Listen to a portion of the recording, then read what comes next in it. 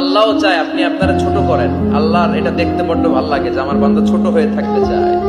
মান তাওয়াদা তারাফা, যে নিচে নামতেছে আল্লাহ টাইনা উঠায়, আর যে উঠতেছে আল্লাহ থাপ্পড় মেরে নিচে নামায়।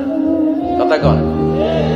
মুসা আলাইহিস সালাম, সহিহ বুখারীর বর্ণনা, বনি ইসরাইলের লোকদের মাঝে ওয়াজ করতেছিলেন, এরকম নসিহত করছিলেন।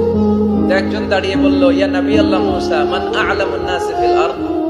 হে মুসা নবী, জানতে বড় মনে চায় বর্তমান পৃথিবীর সবচেয়ে বড় জ্ঞানী কে? মুসা আলাইহিস সালাম কয় আমি। মুসা আলাইহিস সালাম কি বললেন? আনা। আসলে কথাটা ঠিক। আল্লাহ যখন যে নবীকে পৃথিবীতে পাঠায় তখন তাকে সবচেয়ে বেশি জ্ঞান দিয়ে পাঠায়, সেই হিসেবে ঠিকই উনি সবচেয়ে জ্ঞানী। কিন্তু উনি এইভাবে নিজেকে সবচেয়ে বড় জ্ঞানী বলে দিবে, এটা আল্লাহর পছন্দ হয় না। আল্লাহ চেয়েছিলেন মুসা আলাইহিস সালাম যেন বলে আল্লাহু আ'লাম, আল্লাহই জ্ঞানী। সুবহানাল্লাহ কইবেন না? কিন্তু তা না করে উনি কি করলেন? যখন বললো সবচেয়ে বড় জ্ঞানী কে, উনি হুট করে কি বলে ফেললেন? আনা, আমি। আল্লাহ এটা পছন্দ করেনি। আল্লাহ ডেকে বললেন, মুসা, ইউ আর অ্যাবসলিউটলি রং, তুমি ভুল করেছো, তুমি সবচেয়ে জ্ঞানী নও, তোমার চেয়ে বড় জ্ঞানী আছে।